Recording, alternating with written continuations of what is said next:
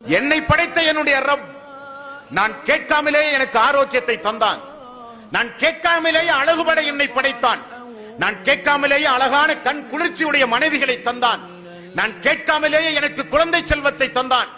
நான் எங்கும் ஆர்ப்பாட்டம் போராட்டம் செய்து சுவாசிக்கின்ற இந்த காற்றை நான் வாங்கவில்லை. இலவசமாக என்னுடைய ரப் எனக்கு தந்தான். இந்த பூமி அவனுடையது, இந்த வானம் அவனுடையது, இந்த சூரியன் சந்திரன் அவனுடையது.